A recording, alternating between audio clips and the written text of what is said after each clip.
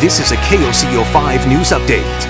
Well, many Sooner fans may have had their brackets busted last night, unfortunately. Good morning, Oklahoma, 8:57 here on your Monday. I'm Maggie Carlo. And I'm Marky Martin. So OU is out of the NCAA tournament after a loss yesterday to Virginia, 63-51. They made it 2 rounds after winning big against Ole Miss. And they say that win was the most points they've scored in the Big Dance since 1989. Virginia moves on to play Oregon now. Well, this morning we have to give a huge congratulations to these awesome athletes. Look, still running, running that race. They're back home after competing in the largest Special Olympics World Games in history. 4 Oklahomans competed at the games in Abu Dhabi. And they just look proud and like they had a good time. They came home with some hardware too. They won gold and bronze medals for bowling. So huge congratulations to all of them today. Eric, we'll send it over to you now. Dealing with some cloud cover building across Oklahoma City right now. Here's a look from our tower cam. You can see that cloud cover really starting to thicken up. You can't really see the ground there. We'll be dealing with that cloud cover as we head through the day. Mix of sun and clouds, 48 degrees, the current temperature. Those temperatures going to make it up to 60 by 2 o'clock, topping out at 62 degrees by 5 o'clock. Quick look at your 5+5 day forecast. 70 on Wednesday. Chance for some thunderstorms, strong to severe in western Oklahoma on Thursday. Central Oklahoma as we head into Friday. Much cooler for Saturday and Sunday. We'll be back with more news and weather right after the break.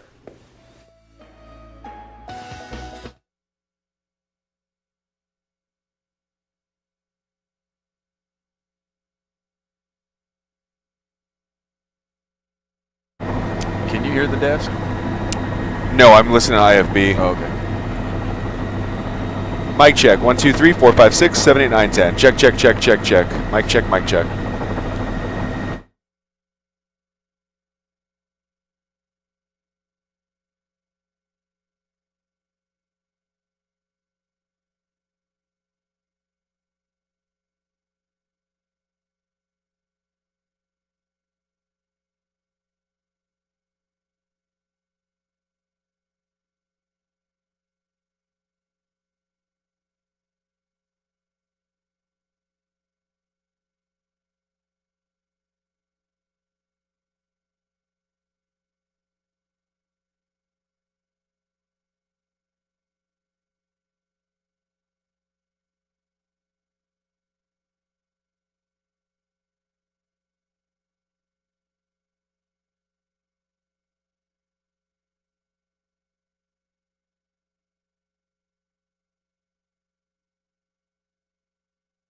Live, local, late breaking. This is KOCO 5 News at 9. Good morning, everybody. Your morning commute is about to change. The next phase of I-235 construction beginning today. Zach Rail has been following this and tells you the changes you can expect and how long this project is expected to last. Cooler weather settling in today. We'll be looking at the risk for some severe weather later this week and a big cool down next weekend. I'll have all the details in a few. All right, we have a lot to get to. It is 9 o'clock on the dot on your Monday morning, and welcome back, Thank Maggie. you. I'm Marky Martin. Thanks for joining us. How was Great to it? be back. It was wonderful. We did California, the whole coast, all the way down.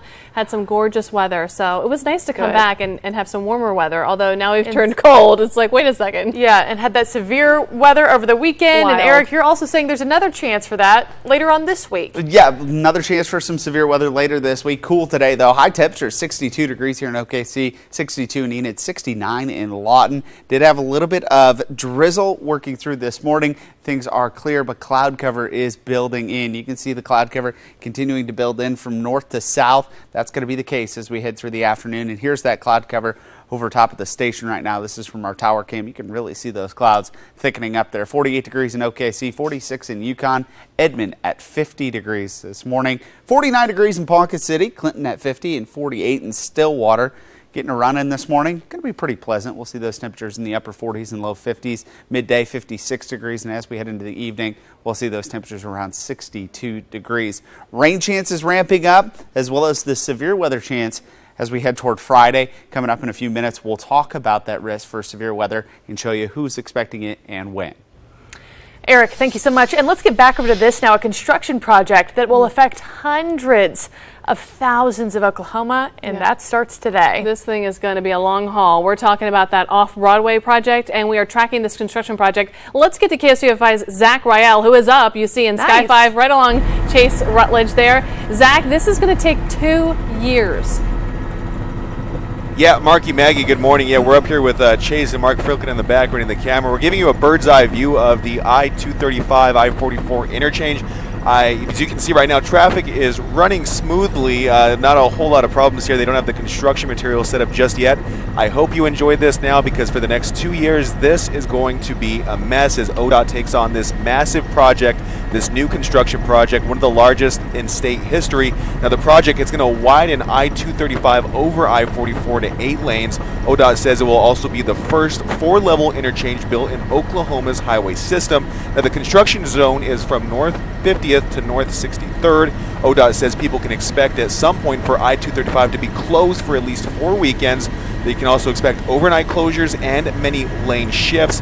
Now, the $105 million project is going to be the most disruptive to traffic of any project in state history. That's according to ODOT. So if you're one of the more than 100,000 people who take I-235 every single day, like myself, you are going to want to find an alternative route. And Chase, you know, you fly over this just about every morning looking at the traffic.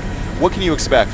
Yeah, that's absolutely right. In any of these big construction projects that we've seen, especially in this area, we've seen an increase in traffic, an increase in accidents, and anytime there's accidents in this area, it creates these major backups. So you really need to choose different routes and be really careful when you make your way through here when this thing gets started. Yeah, absolutely, absolutely. Find an alternative route if you can. All right, we'll send things back to you guys in the studio.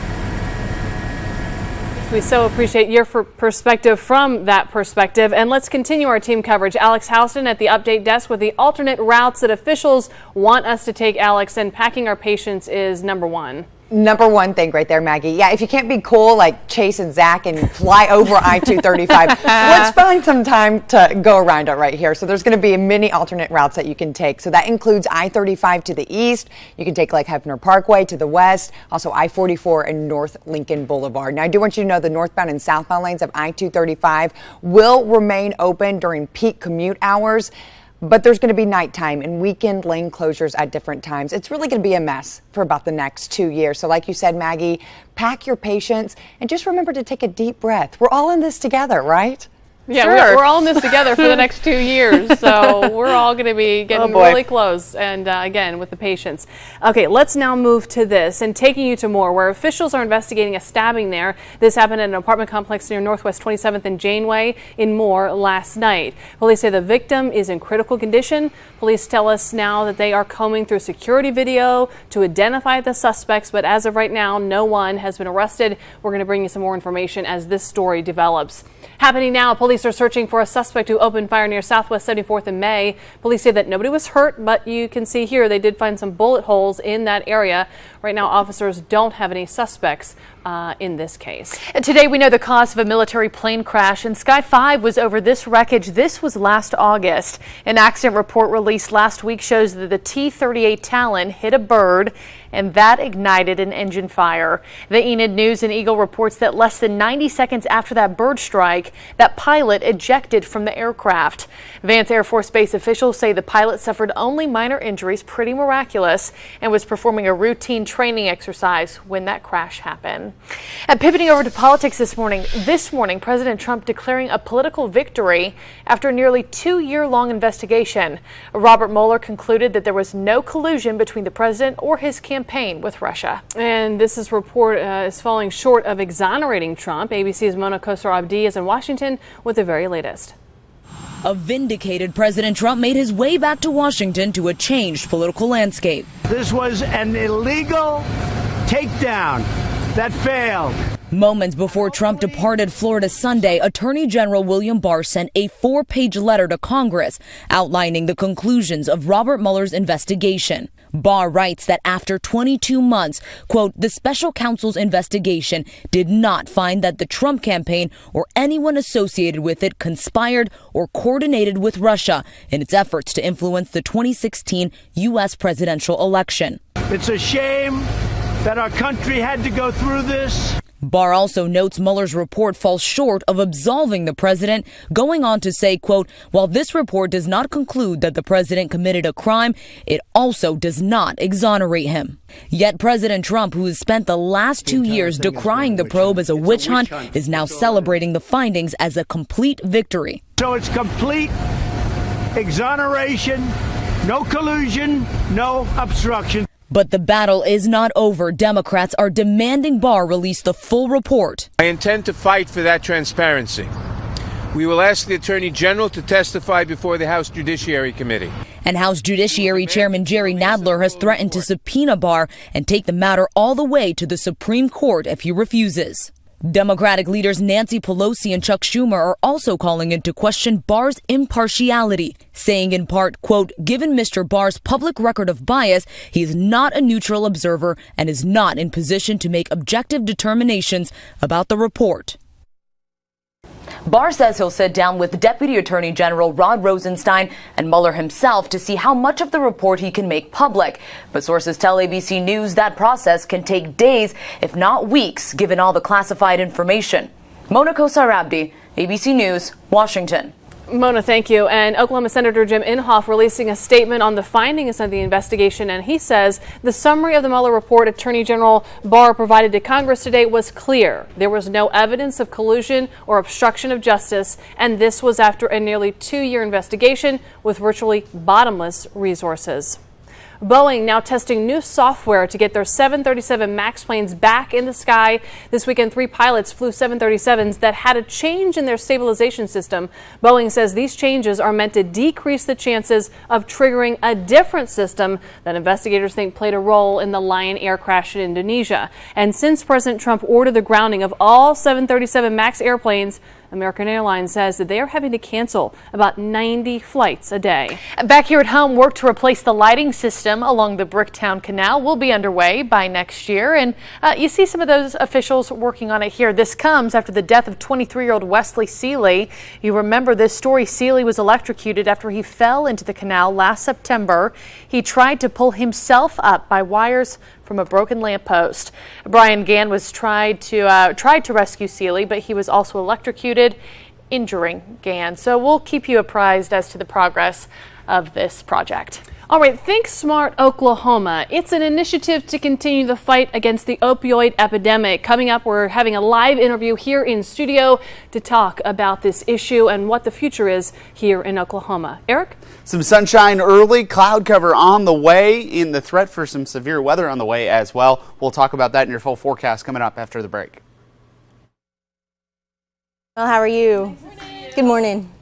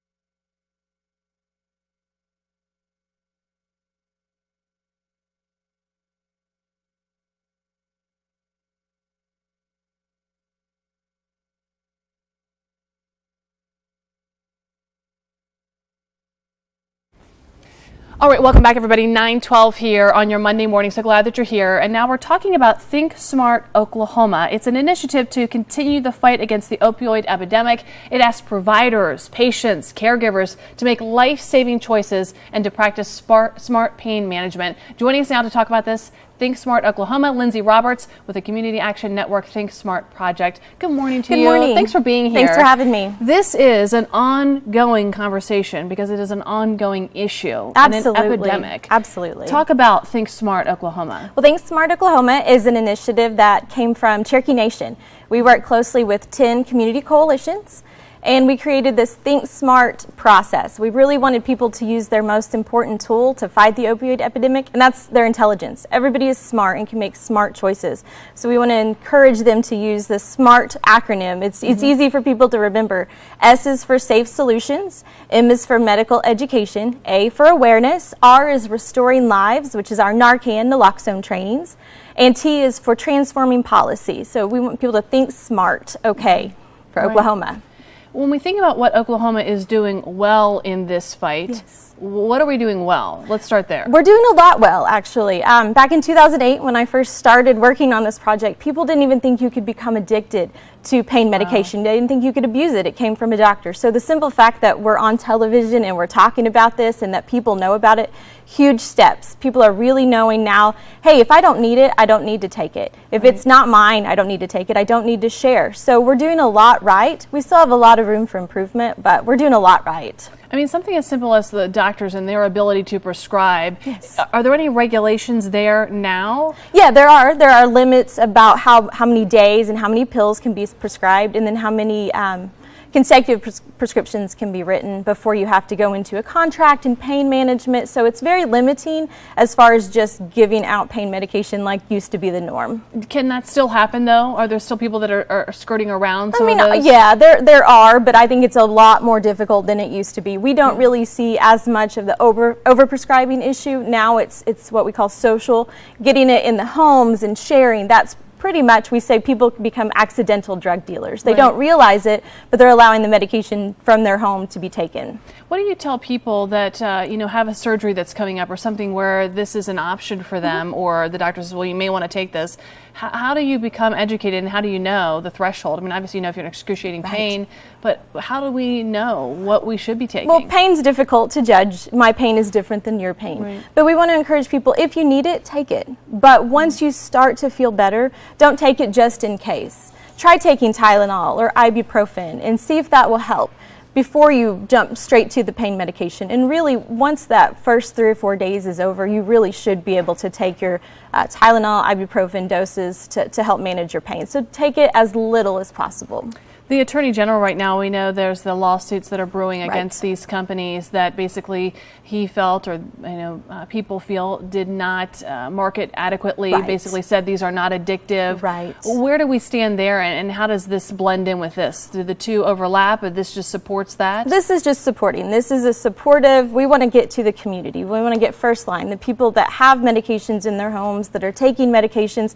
This program, Think Smart OK, is really a way for people to get online and say, what can I do? What smart choices can I make in my home that I can do that's going to make a difference? Let's break down that. You say the safe solutions for opioid storage and disposal. So I imagine if you're done with it, where does it need to go? People tend to want to hold on to these things, though, because they feel as though, what if I have a pain crisis down the road? And the thing to know is each time you take it, your doctor prescribes it specifically for that time. So don't hold on to it. It's your pain level, it could be a difference. You could have body chemistry changes between now and then. So get rid of it. You can go on our website and you can find a Think Smart OK within our locations. We cover Northeast Oklahoma, which is Cherokee Nation, but the Oklahoma Bureau of Narcotics has a site as well. You can log on there, put in your zip code, and it'll tell you the nearest locations for a disposal box, which are typically open 24/7 within police departments and sheriff's departments. And M stands for medical education for providers, patients, and caregivers. What kinds of things do you think about when you say that? Well, first of all, it's educating yourselves. What can an opioid do? What do I need to do with an opioid? And second of all, we're encouraging providers to get on and join medication-assisted treatment. We know that a lot of people have opioid addiction, and we want to help them be successful by providing them certifications for the doctors to be able to provide that medication-assisted treatment. And then we talk about awareness of the risk of using opioids non-medically. Right. That's just awareness, just knowing what that looks like, knowing what the signs and the symptoms are for people that you love in your home, your friends, your family, just being aware and really making people understand that it is harmful. And what would some of the signs and symptoms be that someone may be under the influence of a narcotic and not related to a medical procedure? Sure. If typically an overdose is going to look one way and misuse might look a little bit different. But misuse, you're going to see, especially if it's chronic, there are going to be changes in the way that they act. They may be a little bit more up or a little bit more down. They may be a little bit more secretive or less enjoying the things that they used to do. And then overdose, of course, is going to be breathing, lowered breathing, changes in skin color, that sort of thing. R is reverse overdose through naloxone education and access, which we know we've seen a lot of our law enforcement departments throughout the state getting that, able to save lives. And that last one, the transform policy through media advocacy, like this conversation. Absolutely. It's just getting out there and letting people know that this is there, and working with schools or doctors or anywhere that there could be a policy that they would be able to impact. For us, I'm in Muskogee, and we're working with our schools to get Narcan and naloxone into the schools. So that's a brand new policy that any schools or anybody can take on. Yeah, and just really hoping that the kids out there that come across this just turn away and find a different route. Absolutely, you know, absolutely. For sure. Well, yes. Lindsay Roberts, we so appreciate your time this morning, and thank you for educating us. Thanks so much. We appreciate you and look forward to watching the work that you're doing here Thanks in Oklahoma. so much. All right, let's switch over to meteorologist Eric Garlick, who is tracking our forecast. Eric, good morning to you. Good morning. Starting to see some cloud cover build across Oklahoma City. Taking a live look at the Broadway extension, you can see kind of that dreary look. Had some sunshine just a bit ago. That sunshine is gone. We're going to be dealing with mostly cloudy skies. Taking a look from the sky cam, you can see that cloud cover really thickening up. This is up about 1,000 feet. 48 degrees at current temperature, 42 degrees that feel like temperature. Taking another look at that cloud cover, you can really see it starting to move in from north to south, and going to continue to thicken up, but you see some breaks of sunshine, so not everybody going to be dealing with cloud cover all day long. We will see a few breaks in a few peaks of sunshine. 50 in Lawton, 52 in Ardmore, 48 in Enid, 41 in Woodward, 47 in Clinton.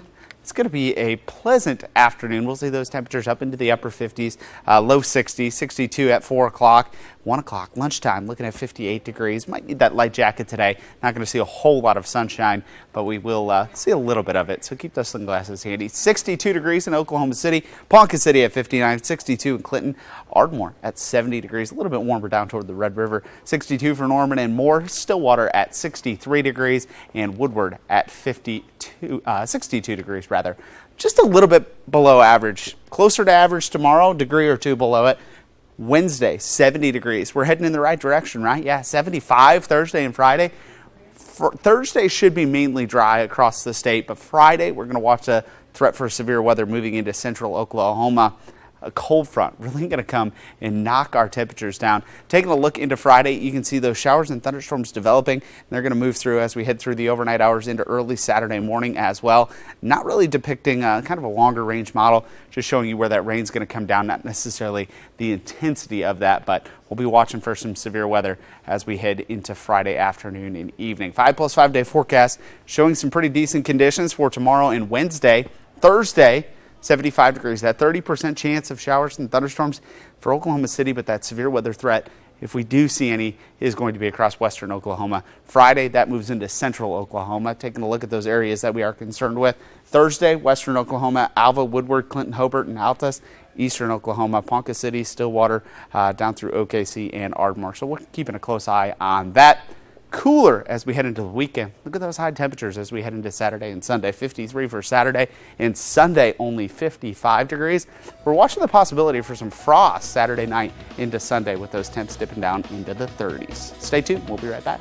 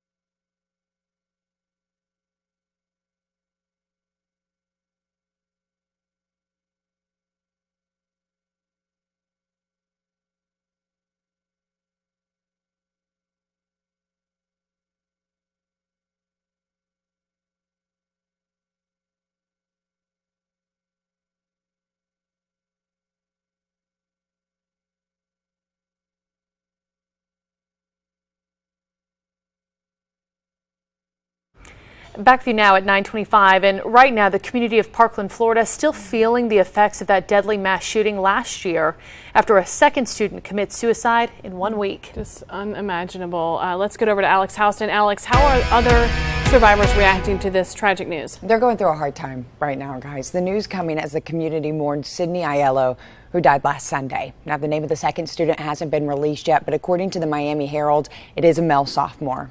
A Parkland survivor and activist, David Hogg, now questioning the decisions of his former high school. He actually tweeted out this, saying, quote, "How many more kids have to be taken from us as a result of suicide before the government/school district does anything?" Now, he also said that having students go back to the same high school 2 weeks after 17 teachers and students were killed is cruel and unusual punishment for living through that mass shooting. So we're still thinking about everybody out there this morning. Yeah, we certainly are, and hoping for healing in that community. Alex, now to this. They are holding out hope that this man is alive. Blake Mitchell, he has gone missing somewhere in Mexico. His family has now hired a private investigator. You see, Blake was a dive instructor, and he's disappeared last week. His mom and stepmom are there now. They are praying that he is okay, but they are fearing the worst. Don't know if he's in the water or on the land, so it makes the search very difficult. I think there's something wrong there. The only thing missing, we have accounted for my son. He has 3 sets of complete sets of diving gear. Yeah, they have discovered some missing items like his key, a nitrogen tank, an oxygen tank, but his dog still at his apartment. And they say he would never leave his dog. They are hoping authorities will have answers sooner than later. Today, Israel's prime minister is cutting his visit to Washington short, and this after an overnight rocket attack on Israel. The prime minister calling it a criminal attack and vowed to strike back hard. Officials say the rocket fired from Gaza hit a house and wounded 7 people. The country's prime minister will meet with President Trump this morning and then head on home. A man caught on camera firing shots across an apartment complex. This shocking video that you're watching here, this is coming out of Atlanta. Officials say this happened on March 17th. The suspect gets out of this black Jeep and just started spraying the lot with bullets, hitting cars, several windows, glass doors. But the gunman was not done. He showed up once again the very next day and started shooting again. Thankfully, nobody was hurt, but that shooter has not been identified or caught just yet. The federal trial for Joseph Maldonado is underway. Coming up, we're going to let you know how many witnesses are expected to testify in this case. That's straight ahead.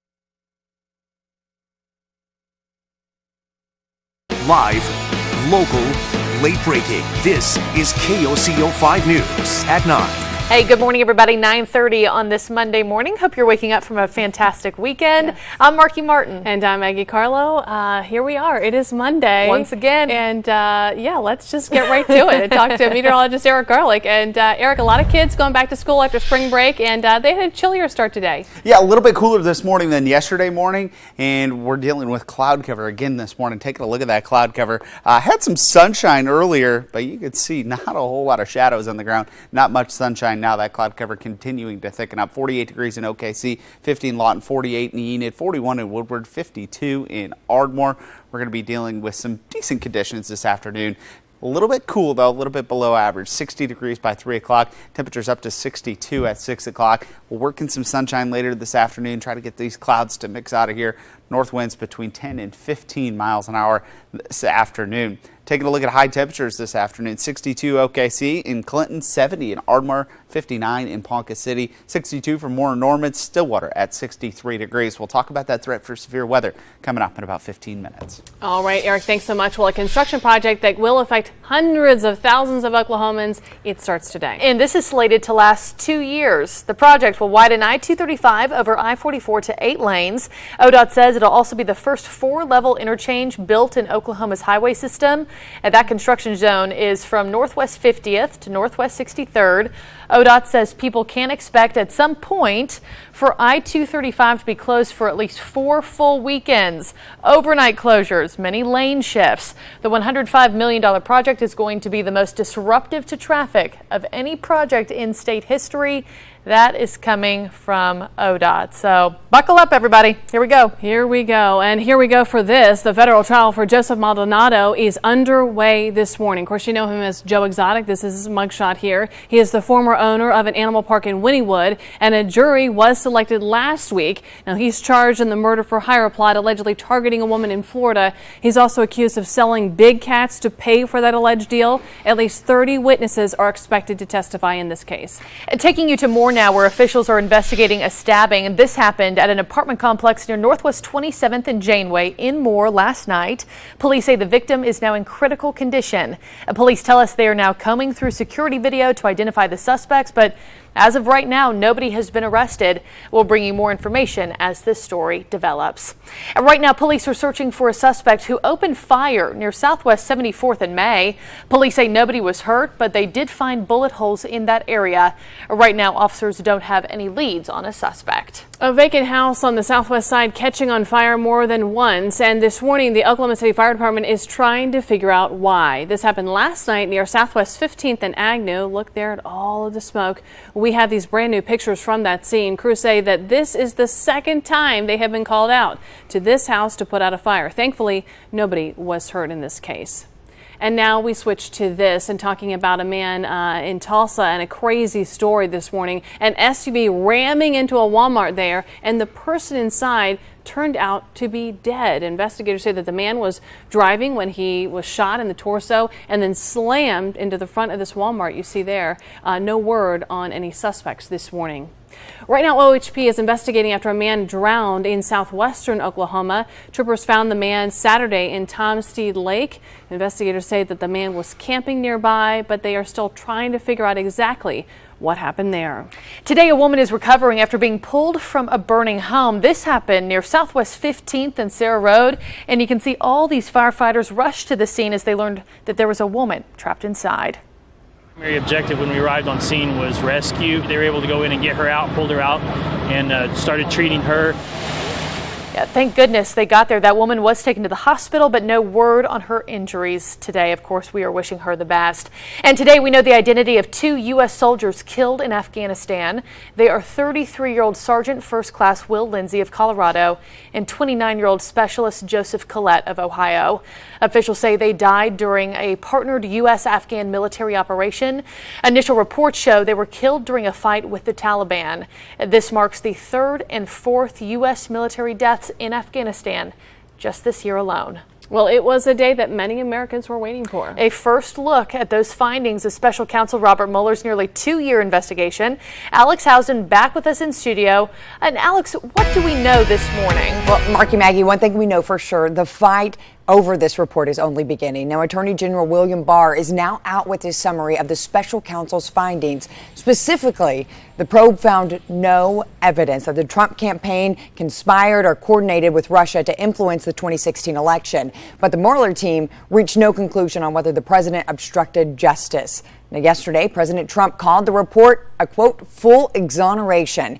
Now, Democrats are already calling for the full report to be made public. So much more to this, so we're going to keep an eye on this one. Maggie? All right, Alex, thanks so much. Well, today officials say a number of pigs that were recently shown at the Oklahoma Youth Expo were exposed to a potentially deadly virus. The executive director of the Oklahoma Pork Council told News OK that they don't know exactly how many pigs contracted the virus, but they believe that every animal there was exposed to it. That's nearly 2,600 head of swine that were at the expo this year. Wow. Okay, let's turn to basketball now. It was hard fought, but those Sooners, the basketball team, not going to the Sweet 16. They lost to Virginia on Sunday night. That final score, 63-51, and graduate transfer Miles Reynolds had an emotional response after the game, and he addressed it on Twitter and said in part, "My tears during the final seconds of the season weren't tears of sadness. It was an honor to put on that crimson and cream."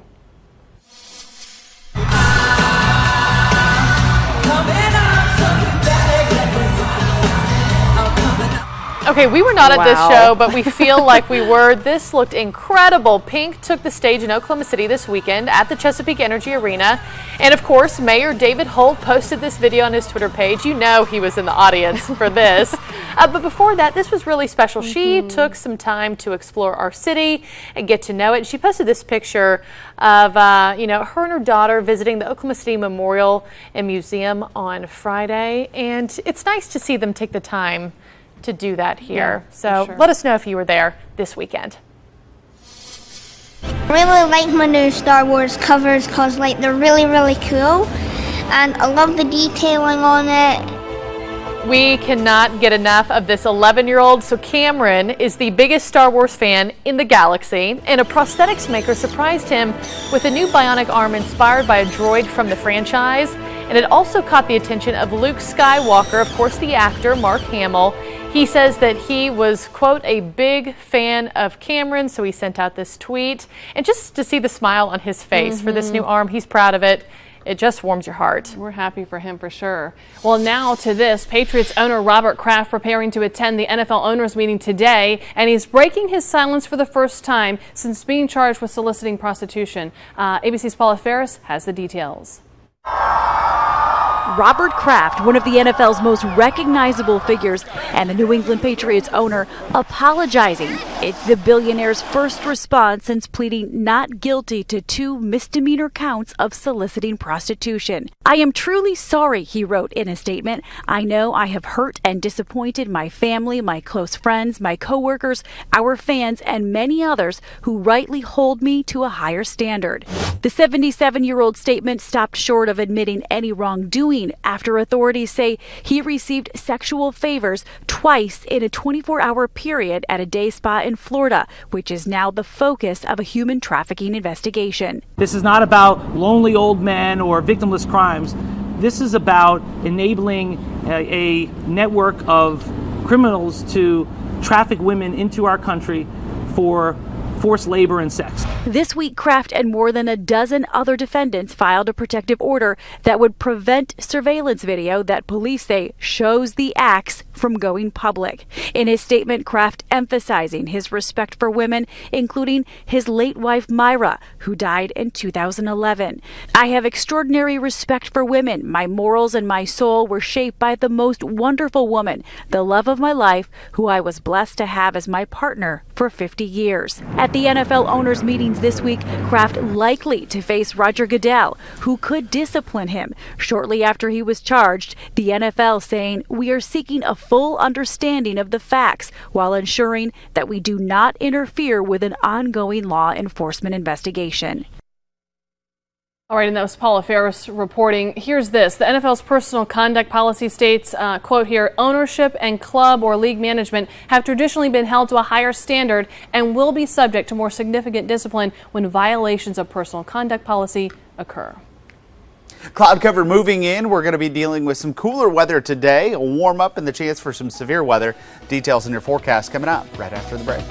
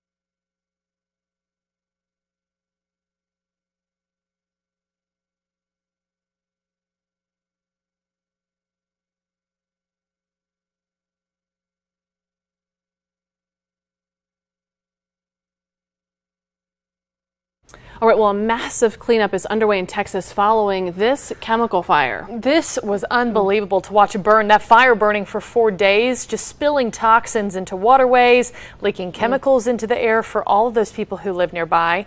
Officials say a contaminant wall breach caused several chemicals to leak and burst into flames, and many schools were closed last week, just out of an abundance of caution. In some regards, the fire was a surprise. We were focused on getting the foam layer established as quickly as we possibly could, but that's when the fire reignited. The Coast Guard even temporarily closing the busy shipping channel that connects the port of Houston and the Gulf of Mexico due to possible chemical leakage. And then a cruise ship forced to evacuate over the weekend. This video, awful to watch, and the fear on board.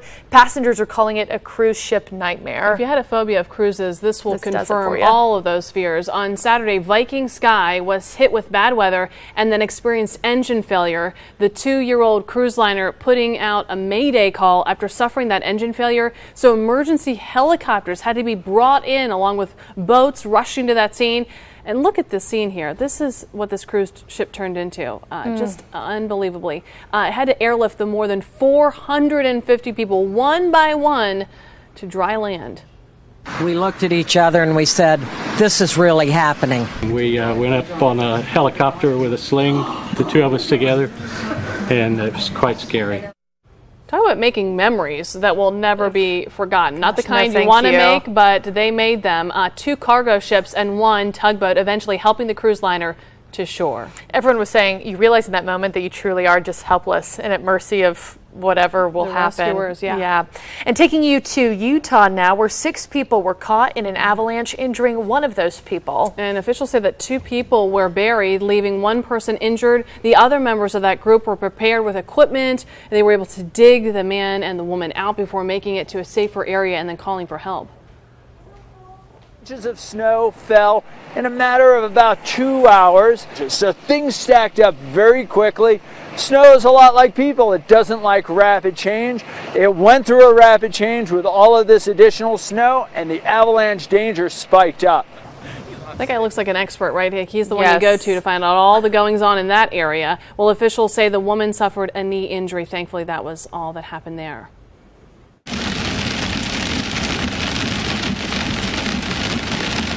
Yeah, this looks real familiar, doesn't it? We're taking you now to Texas, though, where residents also experienced that hailstorm over the weekend that we saw. Large hail, even destroying the sunroof of 1 car as severe storms moved through North Texas on Sunday. Some areas reported getting hail the size of golf balls.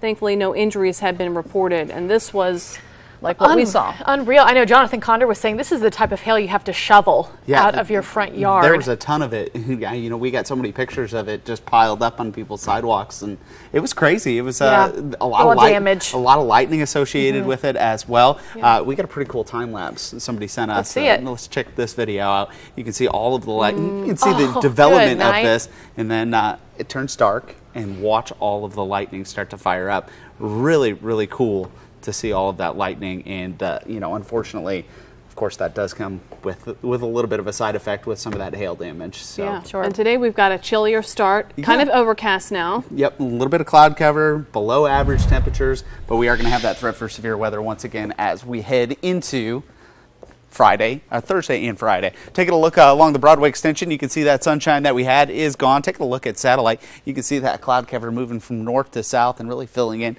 Still a few pockets, so not everybody locked underneath the cloud cover. We'll be dealing with that mix of sun and clouds as we head through the day, but more cloud cover than sunshine for the majority of the day. 6 degrees colder right now in Oklahoma City than we were yesterday at this time. It's going to be a common theme as we head through the afternoon. 48 degrees in OKC, 50 in Lawton, 47 in Clinton, 48 in Alva, 52 in Ardmore. Let's take you hour by hour. 51 degrees at 10 o'clock. 1 o'clock, warming up a little bit, 58 degrees. All those afternoon lunches, probably going to see mostly cloudy skies there. Seeing that cloud cover break up a little bit through the second half of the afternoon.